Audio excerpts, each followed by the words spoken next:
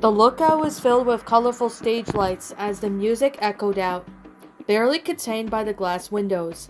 A sharp beat can be heard from outside the clearing, then met up with the chorus rhythm of melodies. It was the perfect afternoon for Pup Pup Boogie, and they celebrated the momentous occasion by cracking the volume up severely higher than usual. Chase had returned sometime later, tiredly trudging up the sidewalk as his tail dragged on the ground. Once muffled ray of music hit his ears. An audible groan escaped from his lips as he looked up at the tower. Sure enough, brightly colored lights were blaring out, turning the lookout into somewhat of a massive disco ball. Seriously now? Chase groaned to himself. All the word was in chaos, and his friends were having dance parties. Upstairs, the entire room was bursting with deafening disco music. Rubble was dancing on his own little ways off, not participating in the actual video game. He wasn't relatively a great dancer, but that never bothered him. Everyone was always happy to see the bulldog be himself. Zuma and Marshall were players dancing on the way to the platforms, as if their lives depended on it. They were all moving in all directions, moving their bodies as if every rhythm flowed through them. The scores were close, maintaining the near equal numbers as the song continued, but there could only be one winner, and both dogs were fighting a tooth and nail for the trophy. Rocky was sitting, mesmerized by how any dog could possibly move in such ways. Sky was sitting next to the mix, cheering for the duo as they stayed moved. She could only watch as her cough slightly worsened, and surely would break her down from the explosive movement. The middle elevator opened, and Chase grimaced as the music hit him with full force. No one had seen or heard him enter the main floor. The sheer volume out of game was overbearing. Flattening his ears in annoyance, he walked up next to Rocky. The mix was gleefully bouncing to the beat, and turned to smile at his shepherd friend, expecting him to return the happy look. Chase merely raised an eyebrow, unhappy at his mission to City Hall was aborted. "Are you gonna play?" Rocky asked excitedly, having to bark over the music. "No, where's Ryder?" the shepherd retorted. "What?" The mix cocked his head. "I said, where's Ryder?" Chase shouted over the deafening disco. "Outside, working on his AV." Rocky pointed to the windows. The shepherd loudly groaned, sharply turning back to the elevator. Rocky frowned at his friend's actions, wanting to call him back and invite him to a dance-off.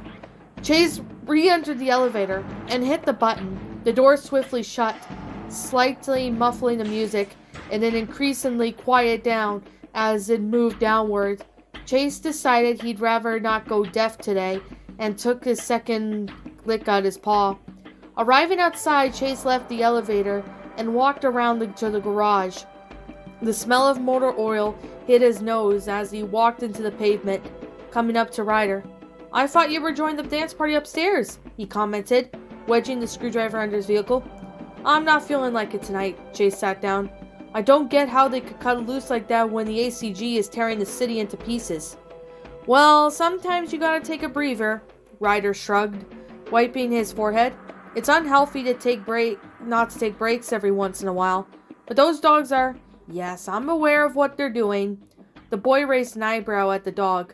"Why are you still on this? We all have to do is stay out of their way and they'll eventually leave. As a police dog, I feel responsible for keeping my city safe and—" "It's not your city, Chase." The shepherd hung his head, huffing in quiet agitation. "I know, it's just, I don't know why we're not doing anything about them." "We are, but it's not you doing it." Ryder pushed himself out of under the AV and getting up. Chase tilted his head in confusion. "Tonight I'm leaving for the mountains," he explained, cleaning off his tools. "Leaving?" Chase jolted. "Now? Why?" "Just for a few days. I'm gonna try and get the ACG out of the old-fashioned way," Ryder explained. "I and Everest will go over some legal papers and see if we can bend a rule or something to get them out." "Why can't Everest come here?" "Don't ask questions, Chase. Just do as you're told," Ryder told him sternly. "While I'm gone, you're in charge. Call me Sky if Sky's sickness gets worse." Chase was severely taken off guard and nearly barreled over the sudden reveal that Ryder was going to completely leave in the night.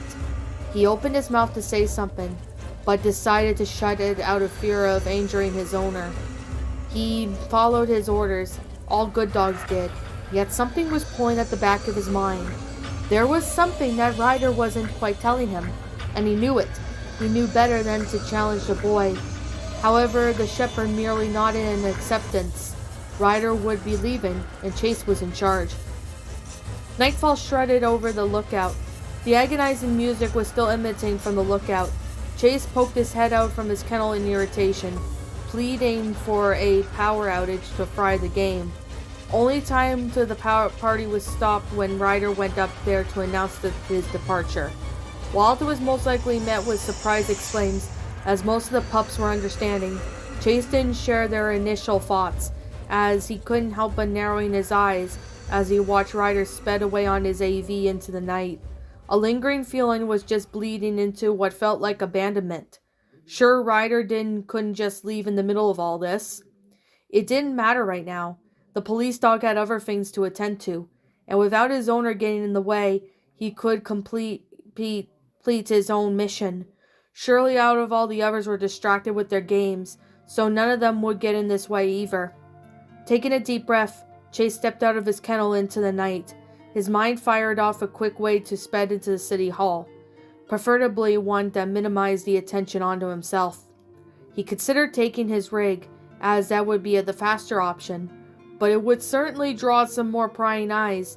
Chase frowned, wondering if taking one of the pup's rigs was a better option. Then he realized he didn't know how to drive them. He was forced to settle in on his own vehicle, but had to drive with the lights and sirens off. It was the only option. Throwing on a dark jacket in an attempt to conceal his identity, Chase hopped in his rig and started the engine.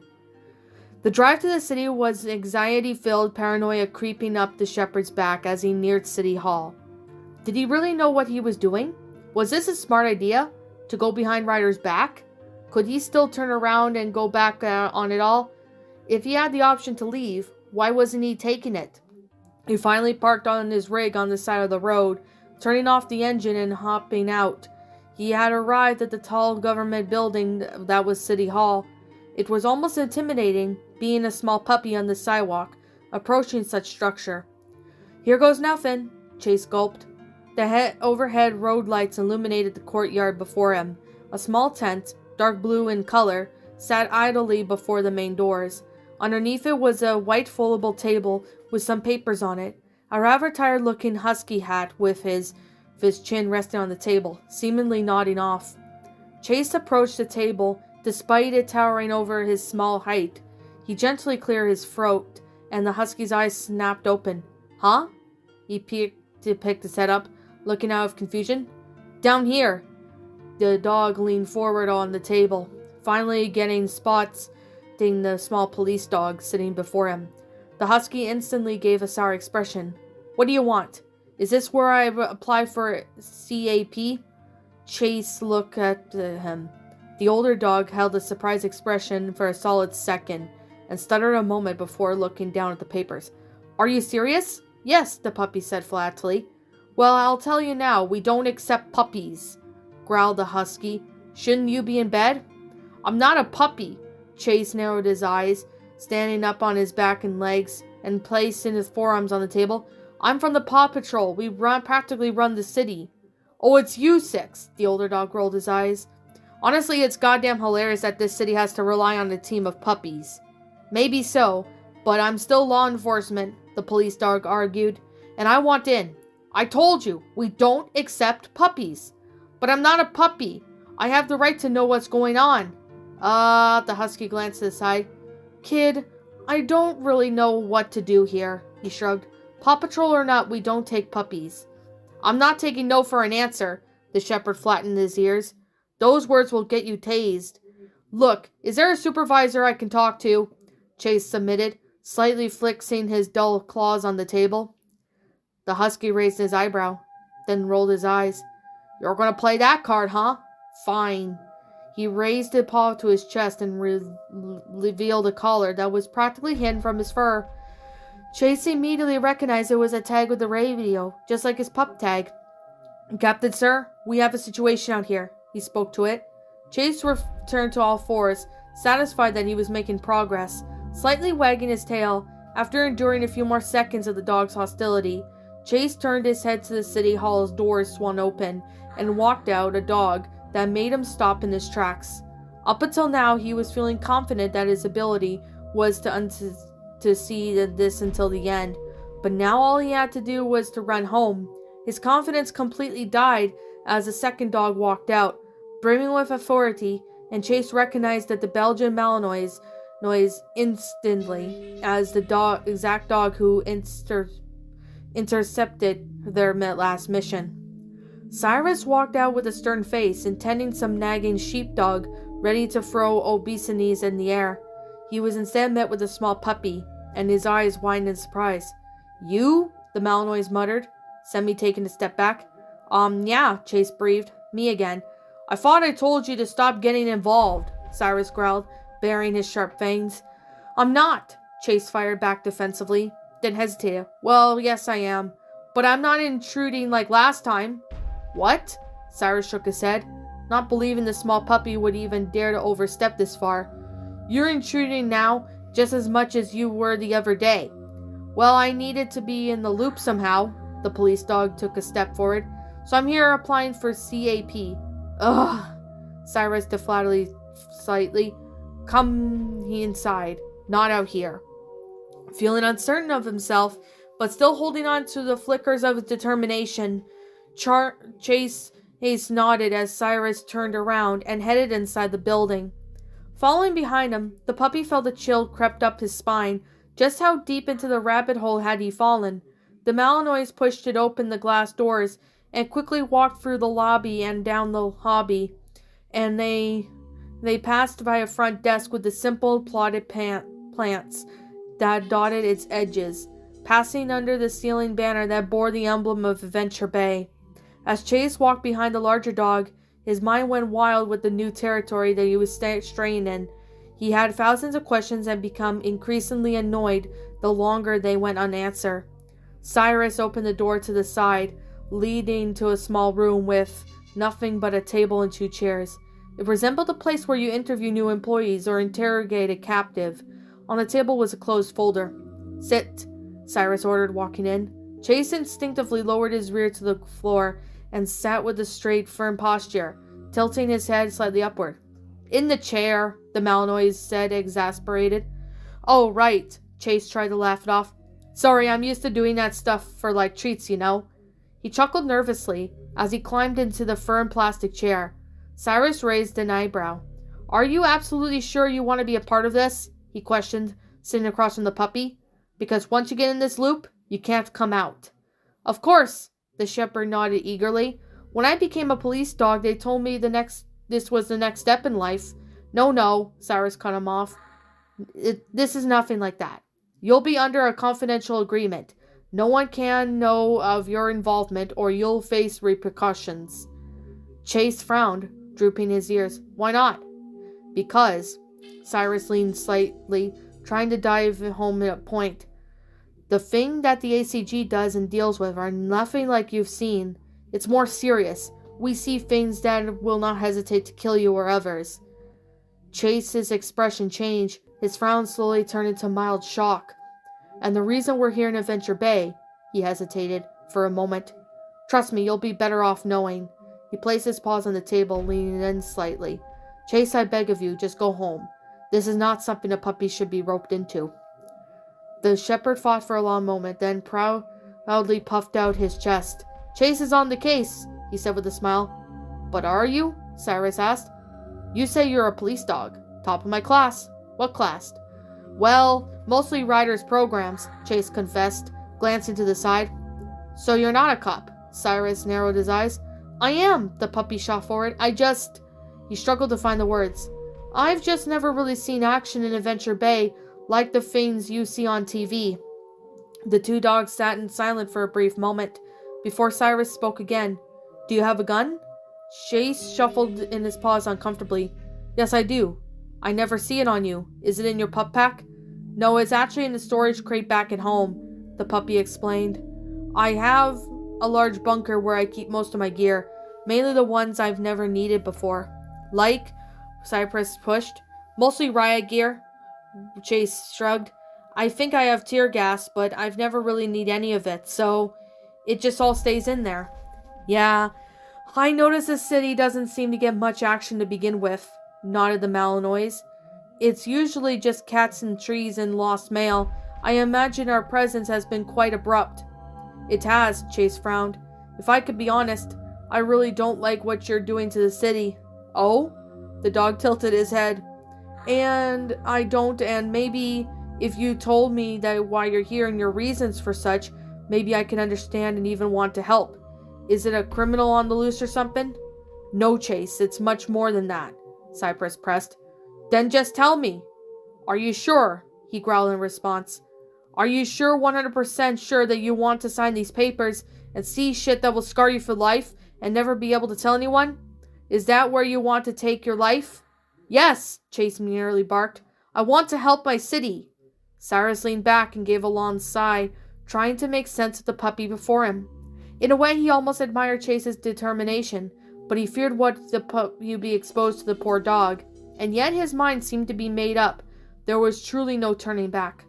Fine, he submitted, reaching behind him and pulling out a piece of paper. Sign here. And a pen haphazardly tossed it before Chase, as the paper was slid in front of him. And before you sign, I'm giving you one last chance to go home. Chase stared at the papers for a long time, before picking up his pen in his mouth and signing his name, although holding a pen in one's mouth made writing difficult, as Chase produced a line that resembled a chicken scratch. But it didn't matter. A signature was a signature. All right, Chase spat out the pen. Do I get a shirt or something? No, Cyrus said firmly. I guess I have a lot to tell you. We'll start at the beginning. Chase nodded, sitting comfortably. For the record, Cyrus began, you are completely prohibited from telling anyone outside of the ACG of your new position. This is for your protection, he finished, watching Chase nod. The duties of CAP members are to assist the ACG and report their findings. But since you are a part of the Paw Patrol division, I have a more special assignment for you. Chase nodded, listening intently. You want me to come out and say it? Cyrus braced himself. Chase, there's something loose in Adventure Bay. And before you ask, it's not a criminal. It's something much different. Something more. It's what we can only label as a biological threat. Parasite of sorts. Like a disease? Chase asked. No, diseases can be cured. His eyes flicked to the side. Well, most of them. But this thing isn't a sickness. It's alive. We don't have a lot of data on what it is exactly.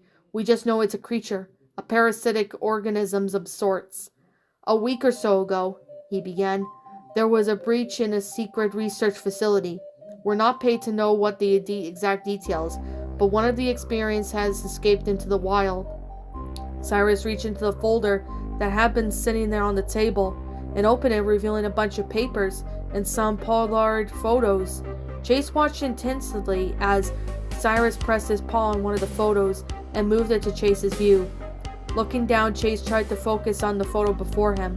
It was slightly dark, possibly taken in low light, and appeared to be still of the room. He could see the tables, overturned chairs, and something like that barreled through in the room and knocked everything over. The walls were covered in either waterfalls of wires or metal coils, or plagued in grime, giving the photo sickly, unkept feel. Chase's eyes narrowed, focusing on one more of the tables. There was a silhouette poking out of the corner on a small head, with the arm paw sticking out as well. It was a dog with all ears and a narrow muzzle. It was too dark to identify the details, but looking at the pinpricks it had, for its eyes were clear as day. Is that a dog? Chase asked, looking up at Cyrus. No, Chase, he shook his head. Me? Burrock Smiles. Who? The puppy asked, confused. Cyrus sighed, growing uncomfortable with relying the information. Burrock Smiles is an uncellular organism. You know that it means, right? It means their entire body is completely one cell. Chase nodded. Cyrus continued, tapping his paw. The Verox cell possesses parasitic traits. The dog in the photo was a test subject that they injected the cell into. Within moments, the Verox was completely overtaking the body, taking control of their mind. You can't see it in the photo, but its skin slowly started decaying. Chase sunk further into the chair as Cyrus leaned over the table. Chase's skin is withered away. Sure, the dog's face is mostly intact, but the body is nothing but blood, bone, and vein-covered muscles. Once the Verox parasite enters your blood, you're turned into minutes. There doesn't seem to be any way to fight it back yet. What? Chase squeaked. To make matters worse, Cyrus growled, the dog, whom he now could safely refer to as Verox himself, has a survival as its best interest. It wants to continue. It will attack and devour anything that crosses its path. And that thing is smart, Chase. It's smart enough to know about when to hide and stay in the shadows.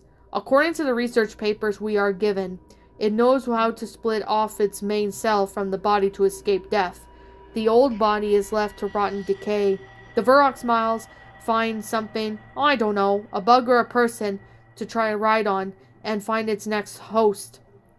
Chase could barely say anything. His eyes were widened and his ears flattened. He barely makes sense of what he was being thrown at him. And when it does grow big enough, Cyrus shrugged, the host's body begins to rupture, and losing its skin wasn't enough. It becomes a horrific predator, using tendrils to snatch anything when it comes across and drag into its body, adding it to its size of biomass until nothing but a massive dog-shaped gory monster, looking to endlessly consume all life in the city.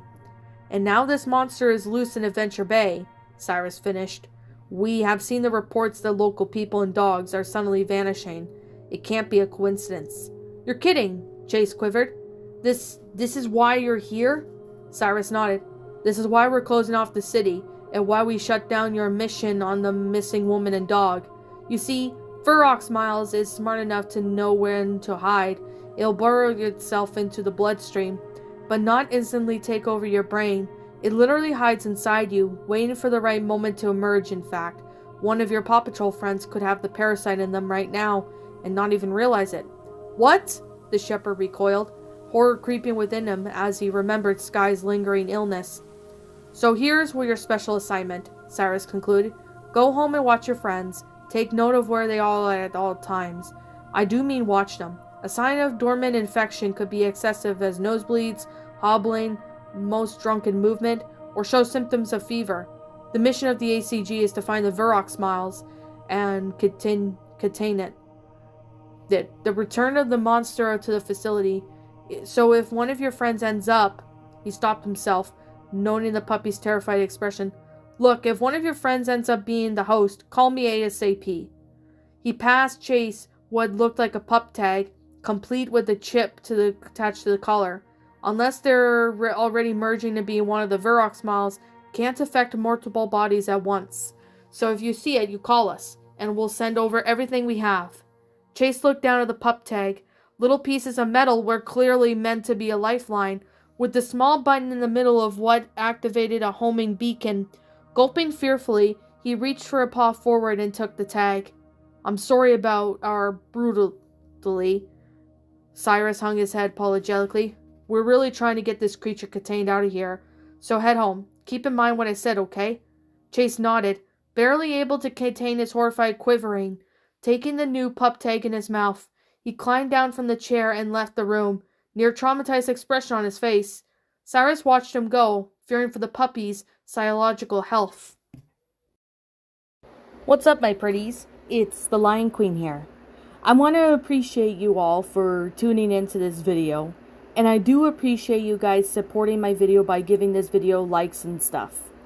If you really enjoyed this video, be sure to leave a like, comment and subscribe if you're new, ring the bell for notifications to when I upload so that way you guys will get updated for whenever I upload. If you want to follow me on Twitter or DeviantArt, feel free to leave a follow on those if you are interested in following me on those socials. If you want to support my backup channel, known as Ms. Dark Shigo, feel free to subscribe to it, as a link to that will also be in the About page section. And with that being said, and that being the case, Thank you so much for watching, my pretties, and as always, stay pretty.